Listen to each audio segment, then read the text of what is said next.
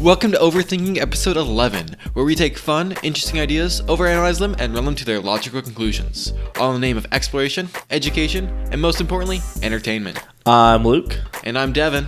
And we don't claim to be experts in any of the topics discussed here today. We simply find these ideas interesting as we hash them out in real time. Get ready to join us on this exciting, fun, and crazy ride to nowhere.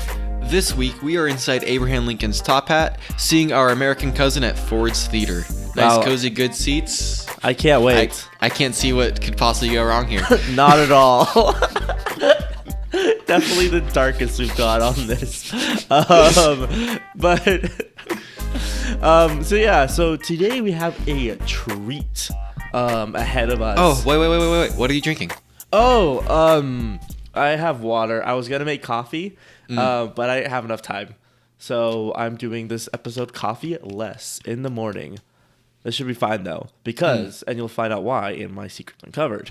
But are you drinking anything, Devin? I'm drinking orange juice because this is the earliest we've ever recorded. It's breakfast time, and that made me really happy in my head, so I got orange juice. I love it. And that in turn makes me happy. So you have a little bit of sugar. I should have got something with a little bit of sugar in it or something.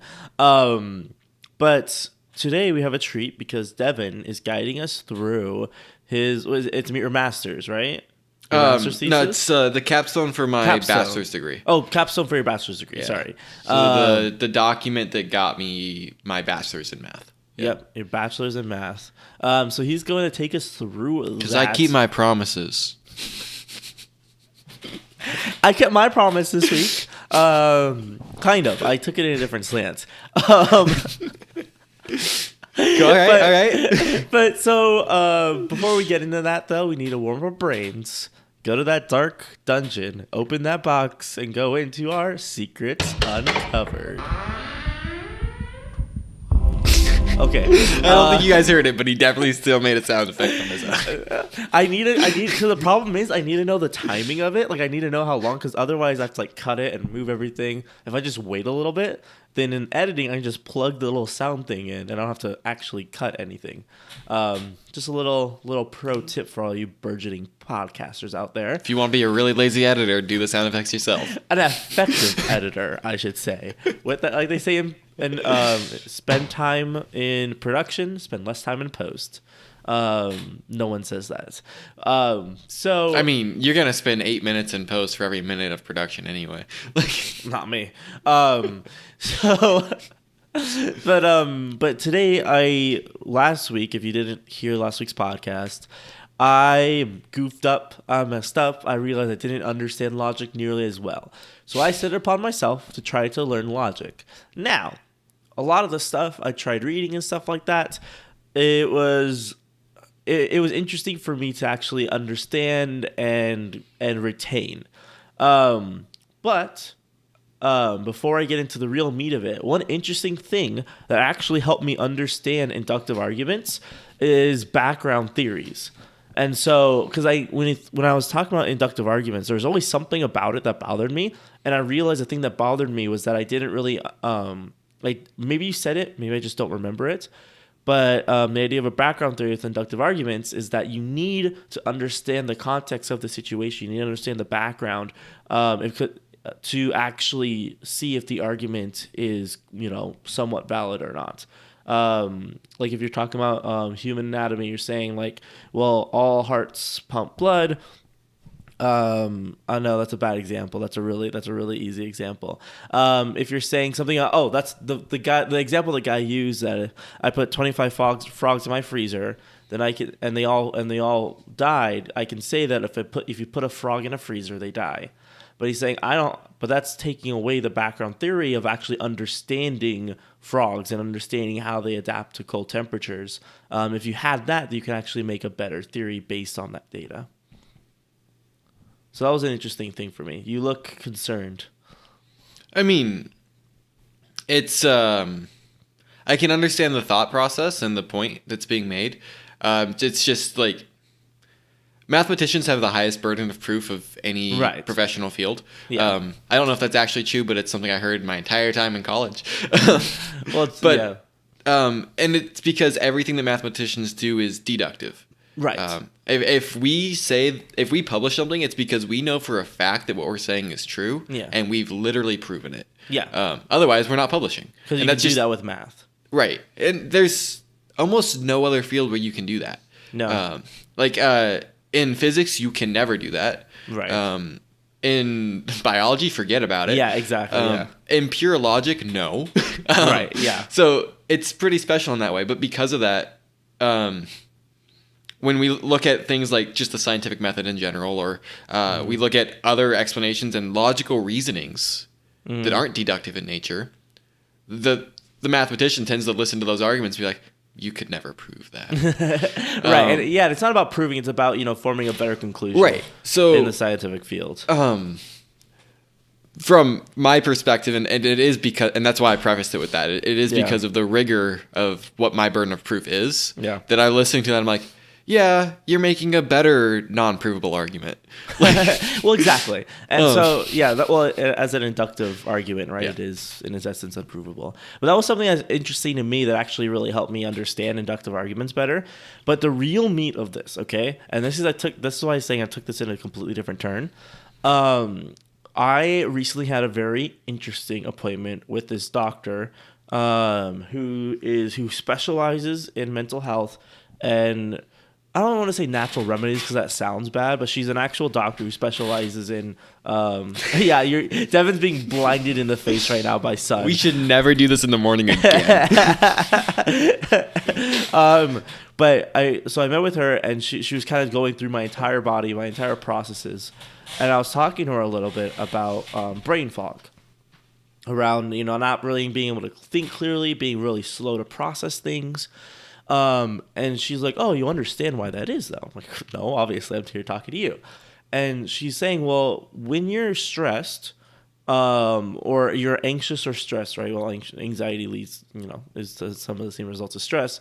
Is that your body shuts down all non-essential things. So it shuts down a lot of your reasoning skills. It shuts down your immune system. It basically tries to lend all energy to fighting the threat or running away from that threat.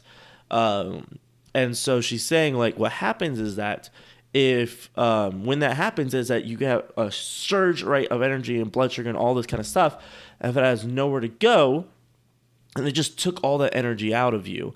And she's saying that I was doing intermittent fasting and I was like eating very sparingly. She said, if you don't have enough food in your body, then that's what's going to lead to your brain fog, because then that leads to a drop in blood sugar and energy, which then leads to you being anxious, which then leads to you not being able to think clearly because you're anxious, and then your brain is going into stress mode again.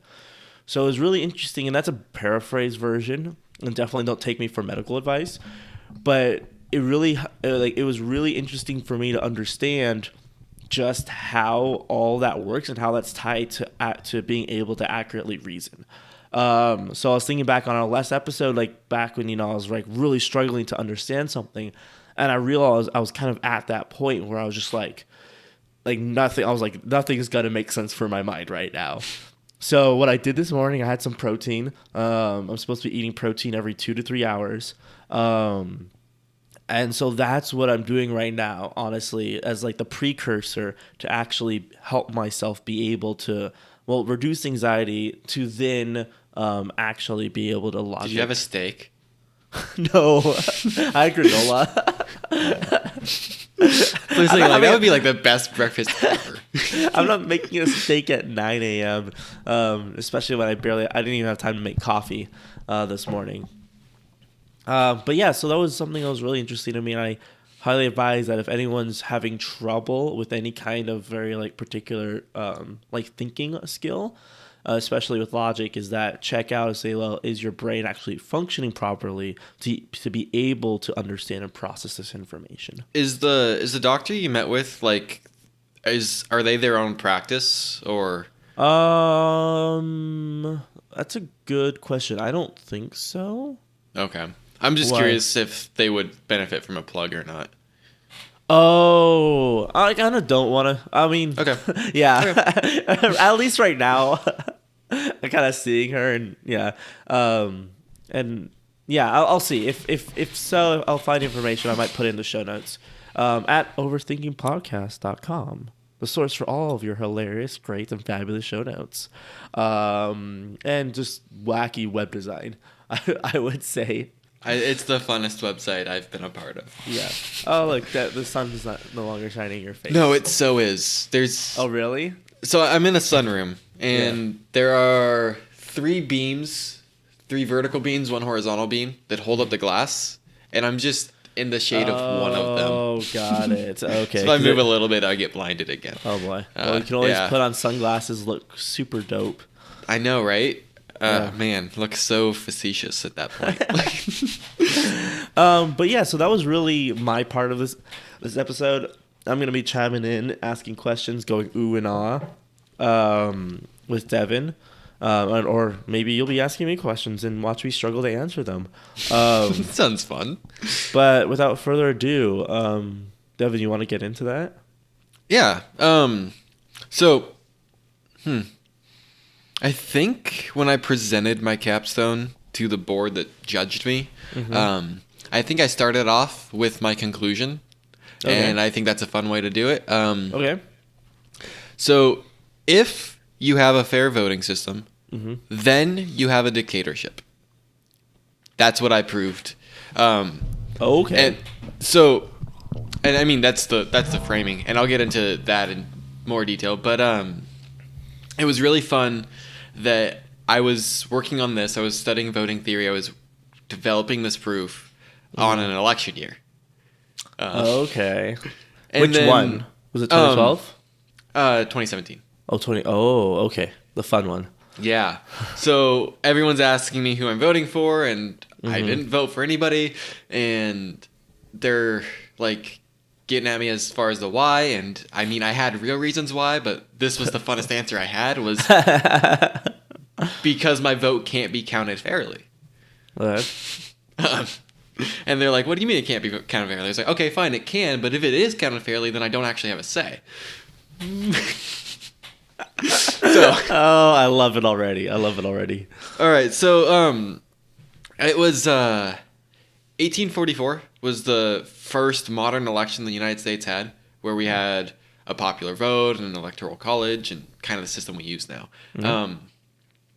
Luke, I asked you in the pre-show, when was Abraham Lincoln elected president? Oh, it's 1860.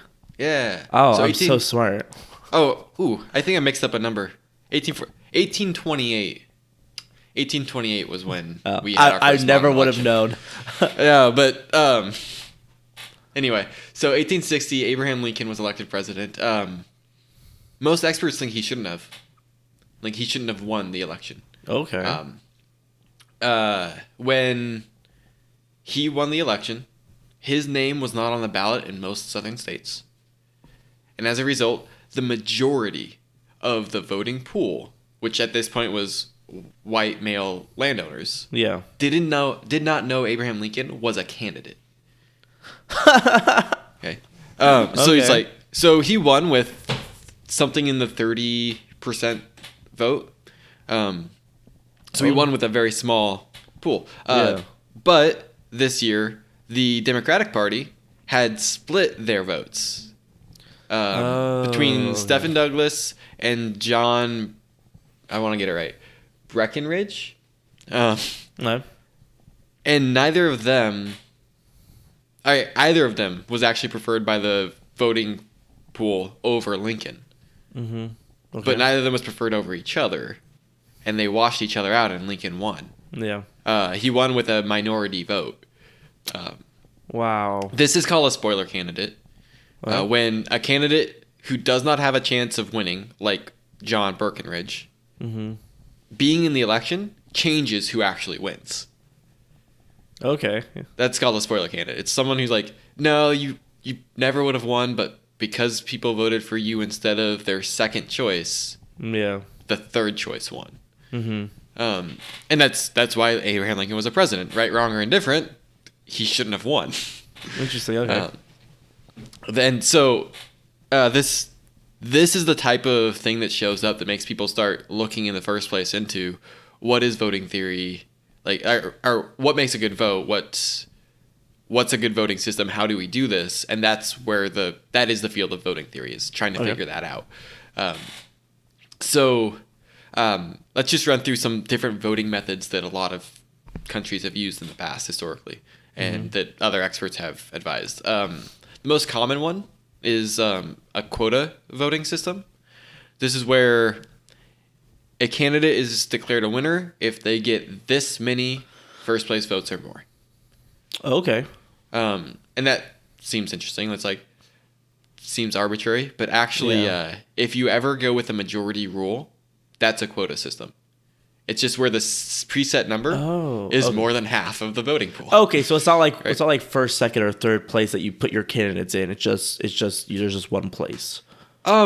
You could do both, actually. Because that's another system, right? Is that where you have your numbers? Any voting system or any voting theorist would say that it's smarter for us to submit an entire voting preference than a single vote.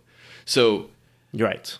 It is more advantageous in any voting system that you rank your preference of every candidate. Yeah. Than you just say the winner. Exactly. Yeah. Regardless of how the ballot is submitted, the quota system is still only counting who was in the first place spots. Got it. Okay. And then it's, if you got more than half, you automatically win. That's great if there's only two candidates. Caveat to the entire everything I'm talking about today. If there are only two candidates, majority rule is a fair voting system that is not a dictatorship. Okay. If there are more than two candidates, nothing works. Okay. So that's a very specific caveat. Okay. If there's actually only two candidates, if Trump and Hillary were the only people on the ballot, we could have had a fair vote. Huh. But they weren't. By the way, as of 45 minutes ago, Bernie dropped out of the race. So now it is just Biden and Trump for this year's election. I mean they won't be the only two on the panel. No, this is true. I mean, there's other, but exactly. In the election year that I wrote this, there were 11 names on the ballot in the United States, or in Washington State, and different states had different names, which is anyway. Not gonna get into the issue that I see with that. I think you shouldn't be able to be on the ballot in only one state. Wait, you think you should be only on? Shouldn't. Oh, shouldn't. Oh, okay. Like, it's something that you can do, but I don't think it's something that you should be able to do. Okay. Yeah. It seems kind of pointless. Well, it's when that's what happens when somebody like Lincoln gets elected president without most people knowing he's running. Yeah. Like, you if your name's on a ballot in any state, it should be in every state. True. Yeah. But then people at least don't have an excuse if they didn't read the ballot. Yeah. All right, so that's a quota system. Generally, we look at it as like a majority rule. And then if you had like three candidates, you'd say whoever gets 33% of the votes or more. But again, with multiple candidates, it doesn't make sense because you can have two candidates who get 33% or more. So there is no quota that makes sense, right? Another voting method is plurality. So rather than saying some specific quota, you could go and say just whoever gets the most first place votes. Okay. So it's not a specific number that they have to hit. It's just who's got the most. Okay. When people submit an entire voting preference, it's really easy to construct a plurality vote where a candidate wins that the majority of the country doesn't want to be president. Okay. It's like you got the most first place votes, but this other candidate was preferred over you by 2/3 of the population. Just 1/3 said you first. And got it. Okay. And that's an issue that only comes into play when you have more than two candidates. Right. And when there's actually only one candidate, plurality and quota are two candidates. Plurality and quota are effectively the same voting method. Okay. Yeah. Another one that people have tried that seemed like it solved some problems for a while was something called sequential pairs. This is where before the ballot's cast, some randomized system is determined to decide which candidates go head to head. And then once they're cast, compare candidate A to candidate B, who has the most first place votes. Candidate B doesn't, so it's dropped out. Candidate A moves on to be compared to candidate C, who has the most first place votes. Interesting. Okay. Yeah. So sequential pairs seems like an interesting one. It's actually a really easy one to make like the least preferred candidate win. Really? Yeah. If your order is wrong and unlucky, like How so? So let's see if I'm gonna cheat. If you, if you have it at the tip of your I fingers. I do. It's just this should be back in section 3. Okay. I created in my proof a voting schedule for an entire fake election that had I think it had 100 voters in it. Okay. And then I just drew out the preferences, and then I used it to explain each one of these voting systems and where they fall short.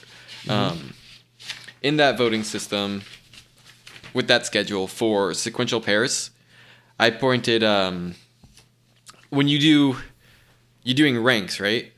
So you're doing a proper schedule, and say there's 4 candidates, and I prefer candidate A over candidate B over candidate C over candidate D. So I have, right?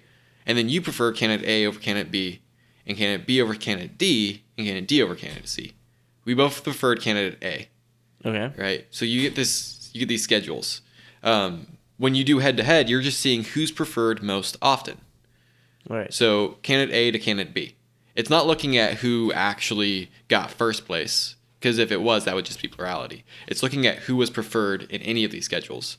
So every time candidate A is above candidate B, that counts for A. Right. Right? So in the one that I drew up, if we did candidate A versus candidate B first, candidate A was preferred 66 votes to 34. So candidate A won. Candidate A moves on. Being compared to candidate C, candidate A was preferred 53 times over 47. Yeah. Okay. Candidate A moves on.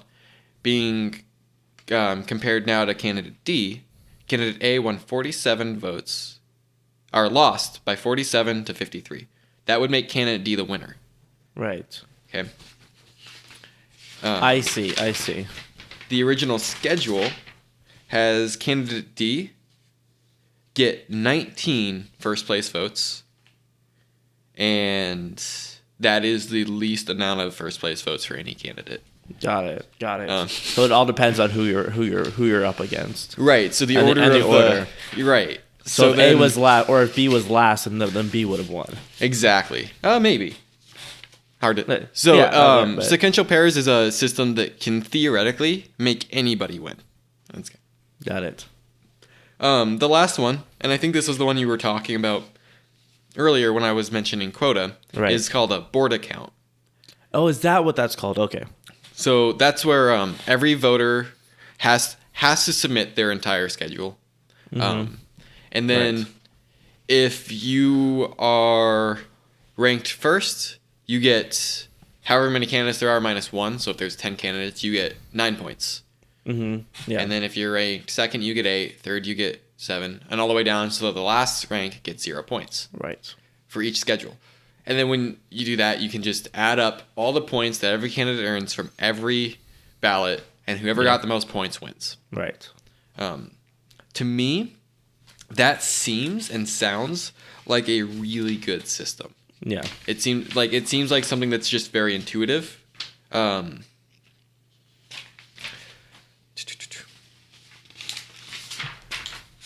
I'm gonna hold off. But- Actually, it's gonna be easier. I was gonna say there's some axioms of fairness that it breaks, but I want to explain what axioms of fairness are. Okay. So I'll circle back. Okay. Then the last system, and I forgot to put it up here, but the last system is an instant runoff. Is a really fun one that's like an idea that someone came up with that seemed interesting and seemed to have some good properties. An instant runoff voting system is you look at all the candidates, look at all you need the entire voting preference again. And then whoever got the least number of first place votes, you eliminate that candidate from all of them and then move all the ranks up. Okay. And then you do it again, and then you do it again, and you do it again, until you only have one candidate left. You're always just eliminating whoever had the least amount of first places after you adjust the schedule. And that's like a fun one that like seems like it should be fair. So to make the point I used, and I constructed it very specifically to make my point in my proof. But the voting schedule that I used, where I showed how the entire 100 people had voted. Mm-hmm. So by plurality, because you can't use majority because it doesn't make sense with 4 candidates. Okay. By plurality, candidate B won. By sequential pairs, candidate D won. By board account, candidate C won. And by instant runoff, candidate A won.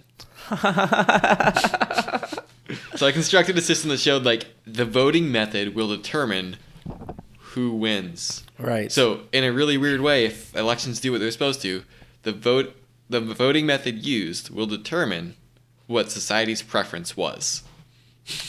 Wow. Right? Yeah. So this shows an issue of some form, right? Mm-hmm.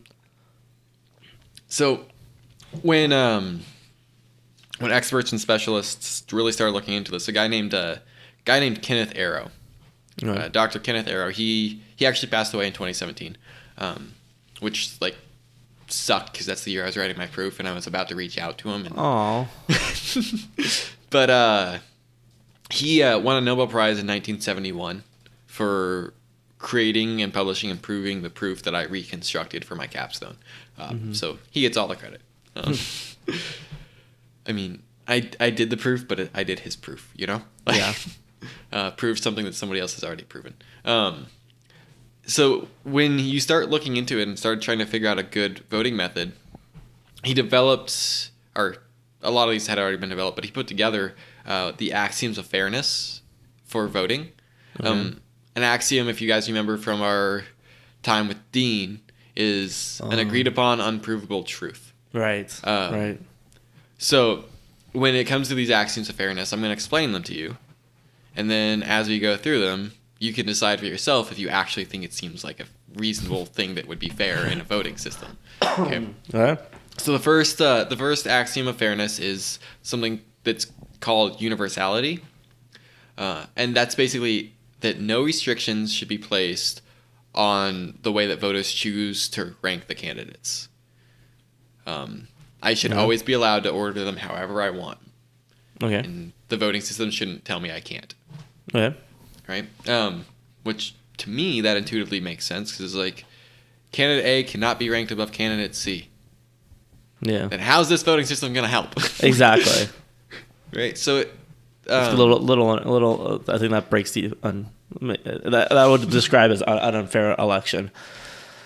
yeah, exactly. So it would break, like, that's why it's an axiom of fairness. Right. There is one clause that's put on this, and I didn't write it on here. So what's the word? It's transitivity. Right.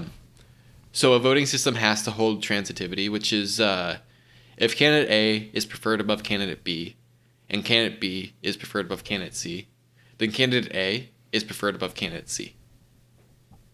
Okay. Right? I think I cannot say that I prefer candidate A over candidate B, candidate B over candidate C, and candidate C over candidate A. Got it. Yeah. Because then it's circular and nobody can win. So Right. that is the one caveat on universality is it has to be transitive. You cannot say that you Right. prefer in a circle. Right. So that's the first one. Next one is something that's called positive association of individual values. Okay. That's a name. It's easier to explain than it is to say. A winning candidate should not lose by gaining more votes. Wait, say that again.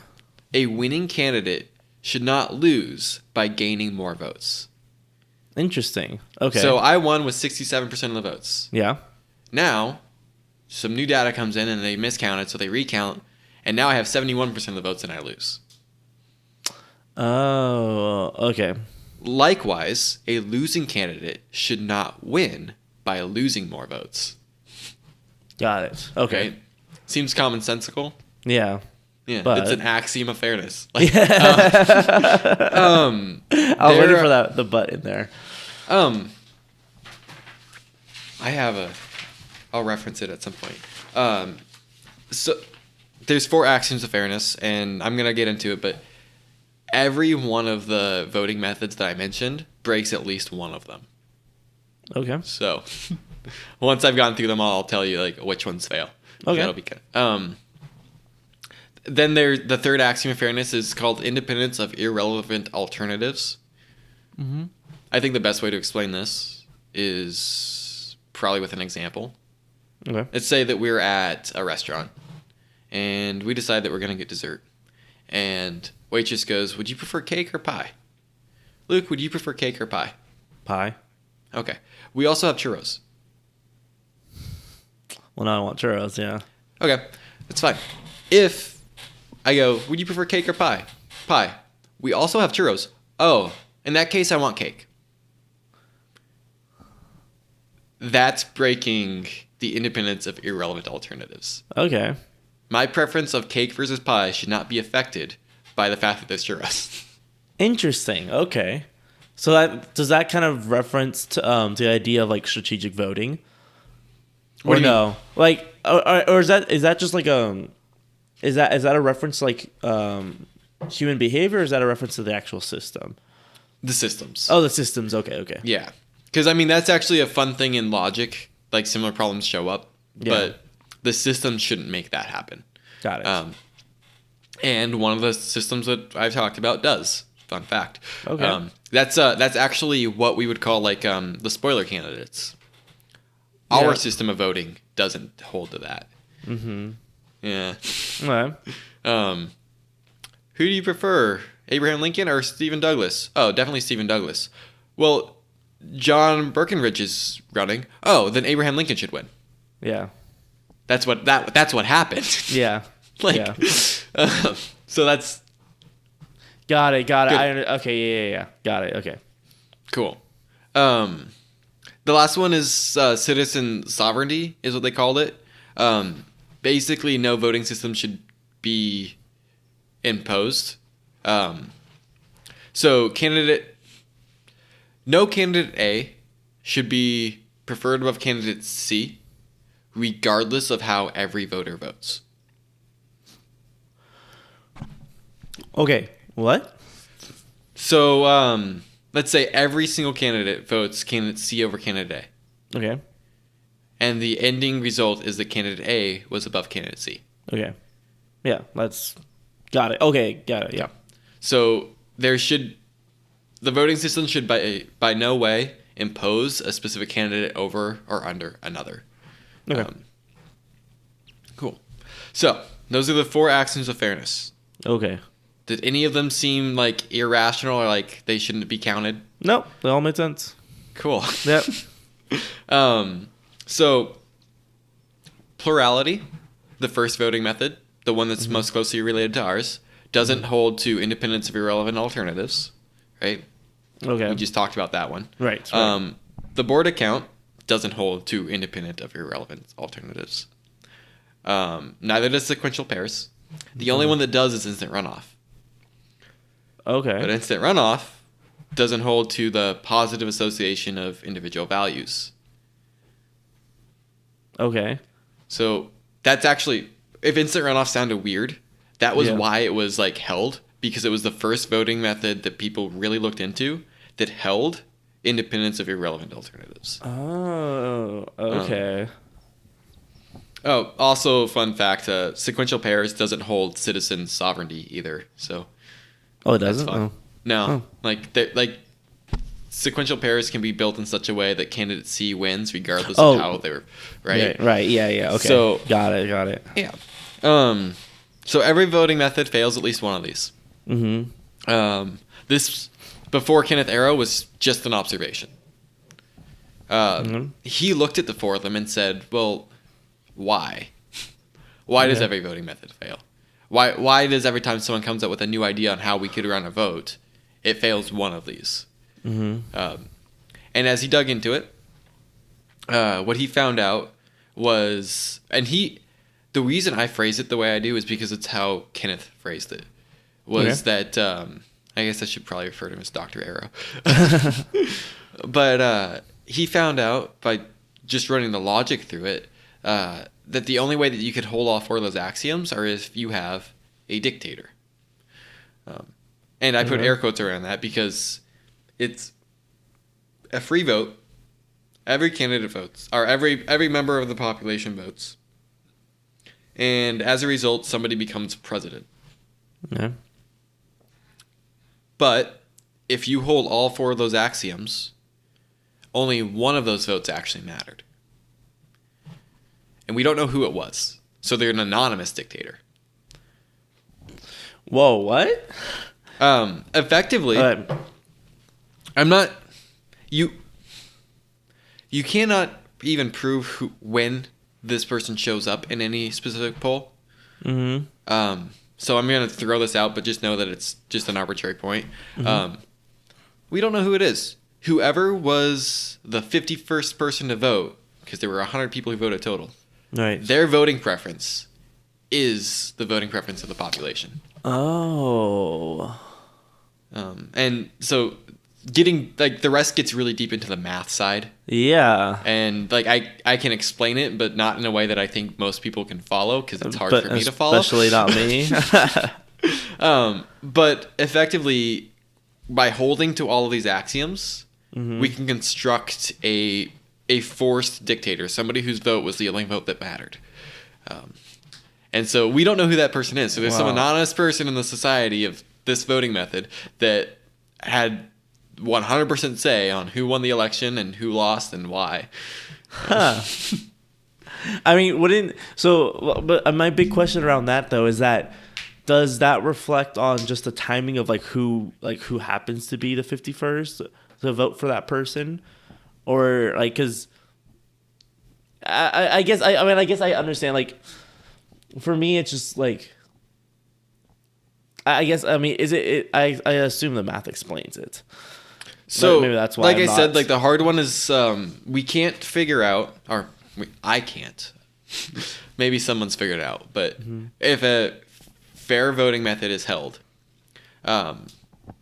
then there's no real way of knowing which person was the dictator, as far as which person in the order of votes. That being said, whoever it is was just lucky enough that their ballot was cast at that time. Right. Okay. Yeah. That's what I was kind of getting. So that is like a luck of the draw as far as who's the dictator. That's why I use the phrasing it's an anonymous dictator. Right. Right. They don't even know, but they did it. The only thing they know is I voted for him and he won. Yep. So I think my next question though is how does the Electoral College fit into all of this? I actually had this conversation a lot when I was working through this proof. Effectively, the issue that our Electoral College has already, and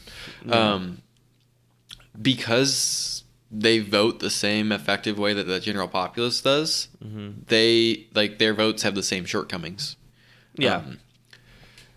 Generally speaking, America uses a plurality method, which basically just means that the fact that there's other people on the ballot is going to mess up the vote, because it doesn't you can have the spoiler candidates, you don't have the independence of the other people, right? And they're just going to be affected by that too. Yeah. Well, you can also have in the last election where the majority of people voted for one candidate, but the other one was elected because of the Electoral College. Yeah. And historically, 1828 was the first modern election that America had, right? The founding fathers went to great lengths to make sure that the general populace could not vote. Yeah. They wanted a democracy, but they wanted a democracy where the people voting were intelligent enough to vote. Yeah. Well, it's a little bit around the idea of a republic, right? To where you choose the people that actually vote, and then as you trust them to be, smart enough to make the right decisions. I think it was Ben Franklin. I'm not positive, but a democracy is reliant on the notion of an intelligent populace. Yeah. In failing of having an intelligent populace, a democracy will fail. Yeah. So a democratic republic was a smart solution to the fact that we didn't have a way of educating the entire populace of the United States. Or verifying that they were educated. Right. Today, Okay, this is as political as I'll ever get. Oh. Personal opinions, personal beliefs right here. There are a set specific courses, Okay. and I don't know. I won't claim to know all of them. I just know that there's a list that at one point I plan on having built that I Okay. believe that U.S. citizens should have taken before they have the right to vote. Yeah. I don't think you should be allowed to vote on anything until you understand a base level of how it's going to affect the economy. Right. Things like that. Yeah. So, and it's just because like you're voting on things that actually affect lives in potentially very dangerous and dramatic ways, and Yeah. you don't know how those work. Yeah. Well, I think the big problem with that though is then you have to get an unbiased person to teach or an unbiased system to teach that. I mean, when you're teaching a subject that's inherently unbiased, Well, it it's doesn't matter who teaches. Well, because so like for example, a lot of school systems will say things around either side and say, "Well, they're bad because they like this and the like." Well, yeah, but that's if you're like teaching politics, but Right. that's not what I'm saying we should do. Oh, what do you? It's I said economics. Oh, economics. Okay, actual. Okay, I thought. Okay, so So like mathematics, it doesn't matter what your political views are. You're Yeah. going to teach mathematics the way that math works, right? yeah, exactly. The same's true with economics. Yeah, If you're taught micro and macroeconomics, yeah. it can't get political. It's a, Tell it's a that to hard science. Tell that to my professor, who hated very certain people. Regardless, that doesn't affect No, the no, it content didn't. that Yeah, you're it didn't. right. No, it was just funny to me, just remembering that crazy lady. Okay. My professor would talk a lot. Well, I was like a class shy from minoring in economics, so I had many economics professors. The first one I had, and the one I appreciated the most, he would talk a lot about the notion of normative economics. And I don't remember the other term even, because there's two types of economics. But normative economics is basically the term for how your understanding of economics affects your political views. Interesting. Okay. So, the example he would always use, because it was a hot topic at the time in our state, was like raising the minimum wage. Yeah. And his example is always the other type that I don't remember the official title of it, but economics would say raising minimum wage raises unemployment. Well, Our unemployment's already high.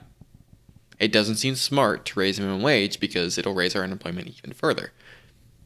That's just the hard science of how economics works. It's like the normative economics is where I say that to somebody, and then they respond and say, "Don't you think that they deserve a living wage?" And I tell them, "No, they don't." That's not what minimum wage is meant for. Now I'm getting into my personal beliefs, and like it's normative. Exactly. Like my beliefs are very much weighed on my understanding of economics. But as soon as I subjugate my own opinion, it's a different field. Yeah. It's interesting. Yeah, it's interesting to me. Like, especially I mean, in California, I don't know about Washington, but there was like marches and protests, and people were leaving their jobs. And it was funny because they were leaving their jobs and they were just getting fired and replaced. I'm like, what did you expect? It seems like it's a very. I was laughing because I was like, this is such a selfish like thing that you're asking for, is that you're assuming that you're not the one being fired because the company doesn't have enough money for all the employees. It was a funny thing. I was like looking at him, like you're just assuming that you're the lucky one, like if to stay, but you're out here protesting, so I doubt you will be. Again, normative economics, but yeah, no, I definitely think that would be an interesting thing to compare and be like, hey, look, this is how you feel about this. Cool, but So, this is I mean, to my actual point though, if you understand economics well enough to point out that what you just said is normative, yeah. you understand economics better than 90% of the populace. Yeah. Well, I just learned the word normative economics, so now I am. I rose to the ranks very quickly. That's how little our society knows about Yeah. basic economics, which That's one example. It's just one that I know enough that I can speak to. There are plenty that I'm sure that I don't know enough about. Yeah, I mean, once you get into the whole system, like I barely understand the whole thing about having universal healthcare, like that kind of thing. I'm like, that's a huge topic. That's so much beyond just like wanting it. Right. I was like, and I don't understand it well enough, so I'm not going to vote about or talk about it. So that's an example of like one of the courses that I would want schools to teach. Or Yeah. I don't know that I think that it needs to be like in public school, but I think that it's an example of a class that someone should have to take before they're allowed to vote. Yeah. And I think that it wouldn't take a lot of work to figure out what those core courses are. I don't know how many there'd be, but there'd be a decent number. Like, Yeah. probably get an associate's degree before you could vote. However, because we don't have that requirement on what it takes to vote, and a democracy requires an intelligent populace, Yeah. it makes sense that we have an electoral college. Yeah. Um, Yeah. Not saying that the electoral college works well, but it Right. makes sense that the general public doesn't get the right to vote because they're Exactly. not educated on it. Right. I'm a perfect example. I don't have anywhere near the education No, required me to neither. vote in an informed fashion. Yeah, no, I remember because I was talking. I think I told you I was talking with some people who I love very dearly. They're they're the complete opposite spectrum of me politically. And they don't really know that. They kind of do. I was like, I'll pick my battles. But we were having that kind of discussion. They're like, you have to vote. I'm like, but I don't know anything. They're like, well, get educated. I'm like, I'm not. I like it's. This isn't as important for me because there's so much I need to learn that I'd rather pour that energy into something that I can actually do and make effective in my own life. So I'm like, no, I'm fine passing it on to a more intelligent person. Like, Well, if we're being honest too, there's people who point this out really well that they've made a career out of it. Getting educated enough to make those votes in an informed fashion is a 40-hour-a-week job. yeah, it is Just It's more than learning that. and educating, like it is a full-time career. Yeah, but then you have to learn about the canons. You have to learn about their history. Then you have to learn about not only the two main ones, but what about the other ones? You have to learn about how all their policies will affect everyone and try to understand that. Like, it's exhausting just thinking about it. Like, I remember I was like, fine, I'll like try to learn about the candidates, right? And then I pulled up a list. I'm like, all these people are running for local office. Like, it was just local office. I'm like, I can't even vote for local office. Like, I spent an hour like just looking through all these profiles, and I didn't even get down to the bottom. And I'm like, this is exhausting. What was really interesting was seeing where they take money from. That was fascinating for me. I turned into like a little detective thing. So I'm like, okay, I'm gonna trick myself into liking this. So I'm gonna turn into a little crime show where I'm like, ooh, they're taking money from this place. Why on earth would this place want to fund this person with what they believe? Okay, now let's try to link some things together. It was fun. So, I mean, but even then I was like, okay, oh yeah, I'm done now. And that was just local, and So that amount of work makes it make a lot of sense why most people in our country just vote party. Yeah. Because that way they get to like hide behind a party and not admit that they have no idea. Well, I mean, a lot about what's interesting to me about politics is that a lot of it is just, and what I feel when I see like how people like talk about candidates and stuff like that is that it's a huge relief to be able to pass blame onto other people and be like, oh, you're ruining the country, you're doing this, and not taking personal responsibility for almost anything. And I see that everywhere, like whoever you vote for and all that kind of stuff. Like a lot of it. My favorite one is when whoever's in the office is not the party that somebody is. Yeah. And things aren't going well, and it's what's being brought up. And like, well, yeah, look at the mess so and so left for him. Yeah. Like, literally, it didn't. Well, I mean, that just happened, didn't it? Like, it's literally happening in the last like couple months to where like when the economy was going good, Obama took responsibility and said, "Well, I set that up for you." And now everything's going bad. Now everyone's blaming. But then, Trump supporters would argue too, be like, "Look at how long it took for someone as good as Trump to get out of the mess Obama left." Like, Exactly. You have an argument regardless. Yeah. That makes you feel justified in your party. Yeah. Like, yeah. That's why I hate parties. That's why I feel like when it comes to like morals, I have like a very like small set of morals where I'm like, okay, like this is clearly right and wrong, and or the rest is like it's up to like it's a lot of up to like personal experience and up to like whatever, right?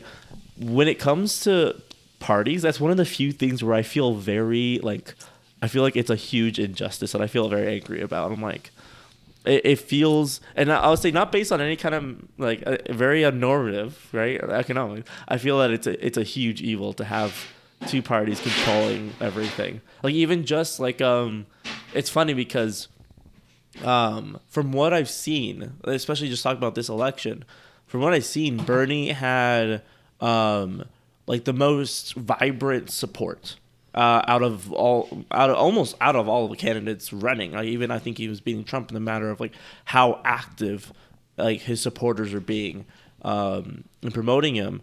But it turns out that the party just doesn't want him, and they don't want him. They didn't want him last election either. And I can't help but feel sad for him, even though he's like whatever. Is that it's just the party doesn't want him, and they want a more neutral person. Who they think that can win the overall vote. And so they just kind of push him away until he finally ended his campaign today. So my dream is either to be here's my fantasy, I should say. My fantasy is either to be the first non-partisan person elected president, or I get the first non-partisan person elected president. Or I would just love to live in a world where that happens, to where an independent actually, or someone like not on the Republican or Democrat Party actually gets elected. I feel like the only reality where that happens is like, also he was funded by the Rothschild family. Well, basically for that to happen, you have to be already wildly popular, and have a very loyal following, and you have to have a ton of money. Like just PewDiePie. Yeah, most of his audience can't vote. Yet, and they don't he's not old enough to run yet. So when he's there, and he's his Swedish. party's there. He's Swedish, and he lives in England. Details. Detail. He couldn't run for anything. He can't. I don't think he can run for any kind of political office anywhere. Right now, at least, maybe unless he moved back to Sweden and ran there. Yeah, we'll get Jake Paul to run for president.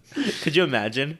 Oh, speaking of which, so this is Okay, what's the most interesting thing that you've seen any business doing to deal with the coronavirus? It's definitely food delivery services are advertising everywhere now. They're doing a ton of podcast sponsorships. They're doing a ton of just regular advertising. Food delivery is being huge, and they're hiring a bunch of people. So honestly, I wish I had a food delivery business, because what they're doing right now is they're getting insanely good press for hiring a ton of people, because because there's a huge demand right now. So everyone loves them because they're hiring people, and they're making a ton of money because everyone's ordering. So they're advertising like that, and they're pouring that money into advertising right now. I think that's been the smartest thing that I've seen. Just really capitalizing on that. A podcast I listened to, the host was talking about how he doesn't normally eat out ever, and right now he's been eating out 3 or 4 times a week. Yeah, specifically to the local privately owned restaurants that he appreciates. Mm-hmm. Just trying to keep them in business. Right. Like, that's really cool. I wish I had local restaurants I liked. Yeah, I know, right? I can't think of a single like non-chain local restaurant. Oh no, that's not true. There is one near us there's a Mexican restaurant near us. California, if you have a local restaurant, it's going to be a Mexican restaurant. Those are the most guerrilla marketing people, which is great. So this is the most fascinating thing I've heard of yet. And UFC, okay. MMA. Dana White is he's still active CEO. I don't know. I know he sold more than half the company, but I think he's still active CEO. Anyway, the UFC is buying an island in international waters, so the restrictions can't stop them from holding their fights. So he's like, I can't fly my fighters into the U.S. Fine. I'll buy my own island. Buy an island for international fights. That's amazing. A fight. Oh, that's my what? That's like a dream come true. Having an island just for. It's the most dangerous game, isn't fights? It? Wow. Oh, that's so cool. Have you read that story, The Most Dangerous Game?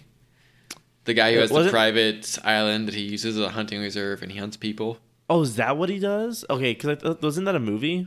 Like, or something? I can see it being a movie. Yeah.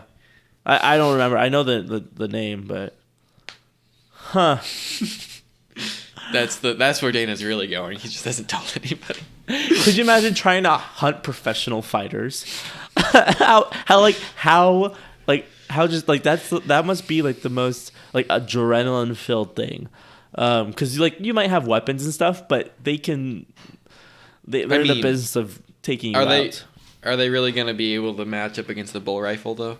Like, I don't know. It depends. I mean, so I'd be much more concerned about hunting. Like,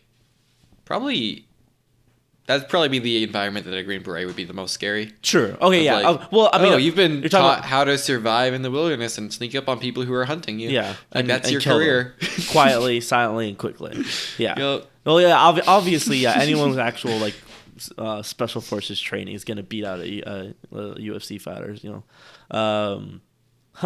That's funny. I can't wait. Like my goal. I think I've realized that my goal in life, and especially with the coming election, I've felt. So we've learned a fantasy, a dream, and now the goal. Yes, okay. Is to just have my own island where I can be, and I don't have to pay attention to politics. I don't have to worry about tax rules. I can just do my own thing. So you want to buy an island in international water, yes, and then claim it as like my island, the sovereign independent nation. Republic of Yes. Luke Maxwell. Yes, that's what I want. Exactly. And you'll run it as a sovereign dictator. Yes. Me, myself, and I. I'll be a dictator to myself. Slap myself. No. We don't do that here. The best part about that is the idea of you actually getting a seat in the UN. I show up just in my jungle attire. You're in the very, very back. Yeah. But you're just like, everyone else has a nice name tags. Yours is on a piece of paper, but you're like, I get a vote. I write it down on like a piece of bark. Just. Oh yeah, no. Like that's something that if I got, I'd be genuinely worried that I would never do anything else because I'd just be so just at peace and just content with that. So like your long-term dream is to be the star of Castaway, but living in a multi-million-dollar mansion. Oh, okay. I don't know about a mansion. I think I'd like a smaller house. I don't like big houses. They creep me out. I don't need a lot of room. I'm little. I can fit in small places. Get back to the Castaway persona. But yeah, so I mean, I think just to like my contributions aside to this very informative topic. Out of curiosity, is that what voting system is your personal favorite? I guess I'd actually probably lean towards the board account. Yeah, that's what I thought. Yeah, that's mine too. When I saw it, I'm like, oh, that makes sense. You get to vote for different people, like that way that you can't just like you're like hedging all of you're not putting everything into one person. You're like, well, I also like this person because I don't want this person to win. But if I vote for this person might win because I might split the vote. But if I just put them in order, then all of a sudden I'm not worried about that because my vote's still being counted for this person. I would like that. And I think, honestly, that would be the thing that would help an independent win, which is probably why the two parties will never have it. Because if you're able to put a second vote, you can vote for your main candidate, like a Republican or Democrat first, and you can put an independent second. The frustrating thing, too, is even though in my mind it's really intuitive, We're used to a plurality system. We're used to you vote for who you want, and whoever gets the most votes wins. Right. Right. And that's our idea of how things are supposed to work, and that's what it means to cast a vote. And we do that. We've been doing that our entire lives in grade school, and the teacher like gives two options: raise your hand if you want this one. Right. And it's plurality. And I think it would actually be surprisingly difficult to inform the entire populace on how a board account works. Really? I do. Like, I think it would be annoying how difficult it was, because it seems like it should be straightforward and people would not get it. And I'm saying this because of like the things that I've seen as far as like all the heat and complaints that like Common Core has gotten. Yeah. Are a direct result of people having no idea what Common Core is. Oh yeah, I mean I don't know about you, but because I was in the community I was in when Common Core was first in, every single somewhat conservative homeschool or whatever, anyone who was like in my community surrounding it was just so upset. And they're and I was like, I had no idea what Common Core was. I still don't know to this day. I never learned what it was. I don't think anyone really knew. It's just that they were saying that it's the death of math and thinking, and that they're turning our kids into machines. So Common Core is shifting the standards away from memorization and into understanding. There, I'm sold. I'm done. There. Yeah, and it's literally just state standards. Yeah. Common Core state standards for math and English, those two subjects. Yeah. And then the goal with Common Core in math, and that's what everyone always associates it with, they don't realize it's also being done in English, is while it's great that you know that 9 plus 4 is 13, I'd want you to also be able to use the same skills it takes to do that to know what 90 plus 40 is. Yeah. That way I know you didn't just memorize that 9 plus 4 is 13. See, that makes sense. That I can get behind. I've been wanting this for so long. I've been saying, and I think I've said it to you, that I want a system that rewards learning, not grades. Right. And I'm not saying that it's fully successful in it, but that's the goal of Common Core. Right. And the reason that most parents are upset about it is because the way that their kids are being taught is not how they were being taught. Yeah. And they don't understand it, right? Yeah. I have a good friend of mine who's a math teacher that he's lost friends over this, because this is his response when they're like, yeah, but like, why don't they just teach it the way that I taught it? Because you're not good at math. It's true though. Like, Americans as a whole suck at math. Yeah. We learn fractions in second grade. And I've spent my entire career, the last 7 years of my life, teaching math to adults, and I've not once had a single student that I did not have to teach fractions to. Yeah. We learned it in second grade. Yeah. That's, like, you could say that's proof that people are stupid, but I'd rather say it's proof that the system isn't working. Yeah. Well, I mean, there's a great I think it's a TED Talk that was talking about is basically like, if you don't understand fractions, or maybe like you're able to pass the test, right? You're able to get a C. That means you understand roughly, right, 70% of the subject matter. Then you're bumped up a grade, right? And if let's say you get a C again, you pass. That means you understand then 70% of that of the subject matter. And then that continues until you barely understand anything that you're talking about, and you get to a higher level and you can't do math anymore. Because you never understood that 70 or that 30% that you didn't understand in the first place. Right. So I mean, it seems reasonable. Like, yeah, that makes sense. That if you don't understand something, then you're not going to be able to use that in later. That's why also, along with two-party system, I also think grades are evil. But people need to be rewarded for doing well. Well, that's another one too that. 10 years ago, it got a lot of heat. Now it's getting a lot of like backing. Is just the idea of standards-based grading. Yeah. Where it's not grading on a percentile. It's looking at what skills do I want you to have, what problems elevate those skills, and were you able to do those problems or not? Yeah. You know the problem with that though, is that it's obnoxiously hard to grade. It becomes very subjective. Well, not only that, but all of a sudden, number one, parents can't brag around about their kids. Number two, how are like they're gonna get how they gonna see how good they are and excel with a 5.0 to get into the best colleges.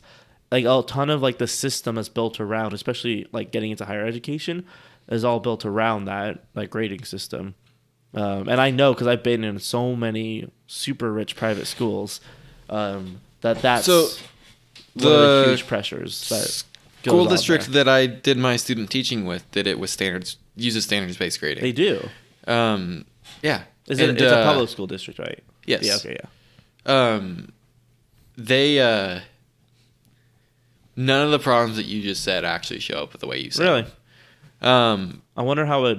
a problem that does show up is the standards-based grades convert to a GPA that moves everybody towards the middle. Oh, really? Less people end up failing in the system, and less people end up getting A's. Huh. A's. Yeah. So it sucks for the students that were writing on scholarships. Yeah. Like, Well, that's what I'm saying. Well, okay, yeah. My past But, is sad, but yeah, also when it comes to scholarships and grants and things like that. but everything converts pretty nicely. The annoying thing is that students don't understand what gets them their grades, and actually, if they're not in the math department, neither do most of the teachers. Really? So, like, the teachers' answers are generally like, do your work, turn it on time, do Yeah. it to the best of your ability. If you're not happy with the score you got on something, retake it. Yeah, but what score do I need? I don't know. I see. Okay, that's actually a valid concern. Yeah, and it's actually like the first day that I was there, like I spent an entire hour with with one of the teachers just explaining to me how the grading system's structured. And as I'm sitting there and I'm listening to it, and that's literally all he was explaining was how the grading system worked. Mm-hmm. And at one point, I just kind of was like, so how do students know what their grade is? It's like, they don't. Like, how could they? Like, Well, I mean, that's Fair. the thing is that it shouldn't be like what grade you're getting shouldn't really be important. It should be how well you're learning the material. But the problem is that's hard to actually measure. right. And it's just like another thing because it's standards based. It's not percentile based, right? Mm-hmm. They get a test back and it has 6 scores on it. Yeah. That's excessive. Most of them wouldn't have 6, but so it has 6 scores on it, and then the student automatically thinks, okay, I need to average these scores. It's like that's a smart thing to know how to do, but you're wrong. Yeah. Those are individual grades. Yeah. Well, I think the solution to this is something I just remembered. I saw, I think it was Khan Academy working with some schools. And basically, the way you know how you're doing is you can look back on your chart and you can see how many questions did you need to take over. What was one question that kept on persisting that you kept on getting wrong? How fast did you go through these things? And it's all tracked in the program that they're using. I've watched TED Talks from the founder of Khan Academy. Yeah. I've watched an interview he did when he first launched it. Based on the way he talks in his mind, I think Khan Academy is going to completely wreck the educational system in America in a very good way. Oh, in a good way. Oh, okay. I had no idea where you were going. Our system I needs think to it's be great. dismantled, Yeah. and I think Khan Academy is going to dismantle it. Yeah. Well, the problem is that so many, and this is like something really interesting. Of course, I mean, it gets into conspiracy theories, but with companies actually donating money to certain candidates and things like that, it's not so far fetched that there's so many industries as a whole that make money off of ill-informed people. They're not taught credit. The biggest one is that kids aren't taught about credit cards and credit lines and banking and finances in school because then that benefits credit card companies and loan companies. I watched an economist speaking on that, and I just loved the way they said it. He was like, one of the biggest complaints that I hear about our school system is that it doesn't teach kids finances. Yeah. And the school system's rebuttal is that that's something that's historically been taught in the homes. Fundamentally, they're not really wrong. It's because you're not teaching it that the parents have to. And that's also why we have a discrepancy between the rich and the poor that's growing because you're learning either bad skills or good skills from your parents depending on what they know. Yeah. He's like, but my concern is actually more fundamental. It's that students seem to actually be learning finances from the schools. And they're learning through the same way that we learn from each other, which is observation. Schools function just like any other government entity, which is they're given a budget, they use their budget. If they don't use the entirety of their budget, they lose some of it next year. Yep. So they learn to spend everything they have. Yep. And fundamentally, they're teaching our students that too. Yep. How do I know that? Because statistically, Americans spend 104% of their income every year. But before public schooling, that wasn't true. Now, that's just a correlation. Right. But it seems like the schools are subjectively teaching you should spend what you have as fast as you get it. Yeah. Because that's what a government entity does. Yeah. Yeah, I mean, yeah. So, I mean, and there's so much more to that, and elections and benefit on people not, understanding economics and things like that, and so, that's another. I mean, I have so many. You're just dredging up all the things I want changed in the world, and one is I just want to destroy the entire education system and rebuild it from the ground up, using actual real data and experts and things that have analyzed how to teach people things.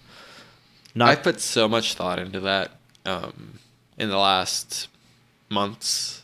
As far as, and the more I've thought about it, the more that I've realized like it's almost like I have the same perspective of it as democracy. Almost like school system sucks.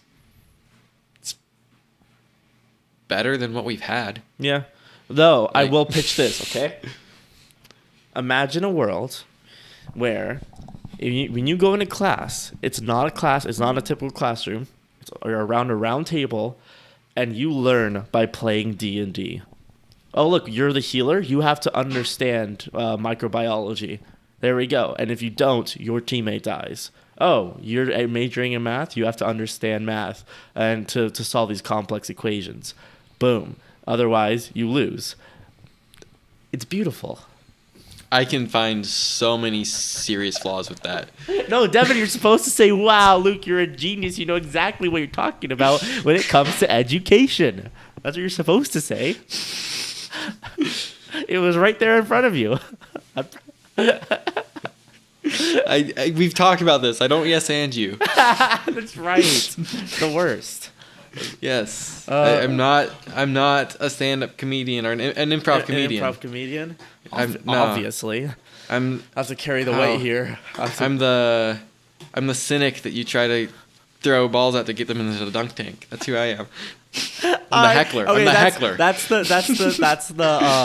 the image I'm creating for this episode, and I'm actually writing it down this time, so I actually remember. What is it? That's gonna be so fitting with an episode on voting theory. I don't know. Maybe I'll just put it I'll just make a funny thing around it. I don't know. Make image. See, I'm actually writing it down. Of me throwing balls at Devin to make him fall into the dunk tank. There we go. See?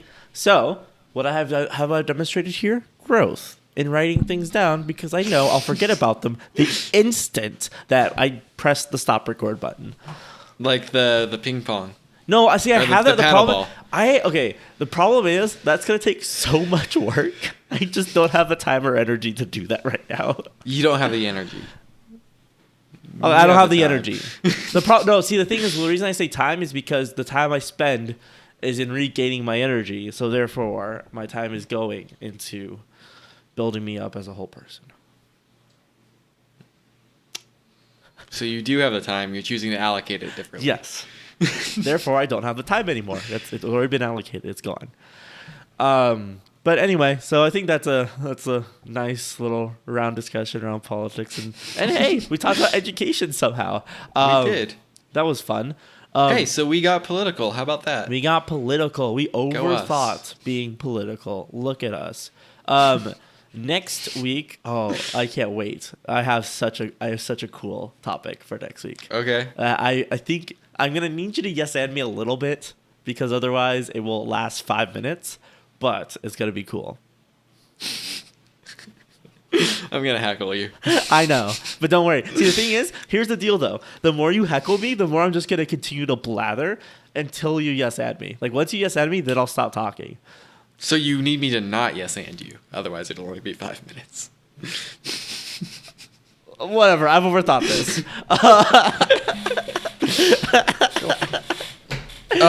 So the moral of the story is, if you think you have a fair voting method, you're wrong. Yep. Basically. Fun fact: after Kenneth Arrow's proof, Yeah.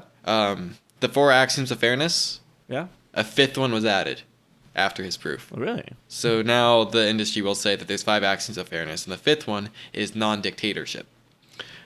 Interesting. And then, so I don't. most people, Is that when they easily redo his provable, proof, though? Like, I don't think that's prove. Like, I think that's hard to prove as an actual. that something isn't a that's dictatorship. fair. That it's fair. Like, Oh, why dictatorships that- are bad? Because I mean, almost the notion of in a voting method. So by the way that I defined the non-dictatorship earlier, In the Right. voting method, right? Yeah. Yeah. Obviously, a dictatorship is Yeah. bad because then you couldn't vote in the It- first place. right? Or Well, votes don't matter. only one person's vote matters, Right. Exactly. Yeah. And then it's almost like winning a lottery, but all you got to do was not know that you Yeah. elected the president. Yeah. But so now, when his proof has been perpetuated over the last 50 years, rather than people saying like the only fair voting method is a dictatorship, which is how he put it, they just do it as there's no such thing as a fair voting method, Yeah. and they will do it by putting non-dictatorship as an axiom, Yeah. and then showing that if you follow all 4 of these axioms, you violate this one. So they do a proof by contradiction. Interesting. Okay. Just because like the field as a whole has agreed that like non-dictatorship should be an axiom of fairness, like that seems really not fair. Yeah. So Yeah. As voting. Yeah. yeah. Okay. So yeah, interesting. So definitely, would you like to wrap this up by plugging Plugging me. yourself? Man, what do I do? Speak though? nice about yourself. Speak nice about myself. Yeah. Whisper words of gloriousness. Did you know I'm a Polish playwright? Yes, I did. Yeah. Okay. That's a nice thing to say about myself. One day, you know what we should do? Is that for if people pay us like $100, we'll act out your play. We'll play all the parts. That's not hard. It's pretty short, so Cool. we can do awesome. it. So, wire us $100, and then we'll act out Devin's play. If enough people wire us $100. Well, if enough people, obviously. Yeah. Yeah, and I'm not going to tell you what that number is either. Nope. We're gonna make the decision based on intuition Yes. and how greedy we're Like, feeling in the We're moment. going to look at it and be like, $100,000. Nope, not yet. I love that you think we have 10,000 listeners. Not yet, but we will. We will by this episode. And air, that's actually only 1,000 listeners, by the way. 100. Oh, $100. Yeah, you're right. Yeah. Yeah. I was thinking $10. All right. I'll just so find us at overthinkingpodcast.com. Email us your conundries, philosophical questions, and thought experiments at overthinkingpodcastshow@gmail. How can they keep up with you? Just find me at Luke D. Maxwell on everything. And my website, which will be up by this episode, Erica, is going to be up this week, is lukedmaxwell.com with everything on there. Cool. Do you want people to find you or no? Not this I time? mean, at this point, like, this is like the 11th episode. Yeah. They should know how to find me, right? I mean, what if they they're can new, keep though? up with me at... Well, then, like, listen to our other episodes, though. Like, You're going to make them listen What? to other Wow. episodes? I mean, yeah, that's how we get views. You can follow me at... you can find me on Facebook, but probably the best place to keep up with what I should be doing is speakingindefense.com. And if you go on there and you've been following us since the beginning and you see that nothing's changed, reach out to me and say, hey, you said you should be doing this. You'll be Yeah. right. I should be. You should be. Yeah. Should be making those making videos, moves. writing those blog posts. I should be doing all the stuff. They look so good, with them in there. So Yeah, it definitely looked better than it does now.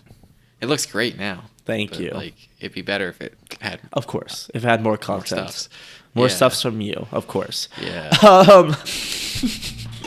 Oh boy, and wait, oh no, wait, Devin, You're getting cheesy about it now. I'm getting cheesy about it. First 6 or 7 episodes we were good, and then you got cheesy. He's gonna point out that we don't have an outro.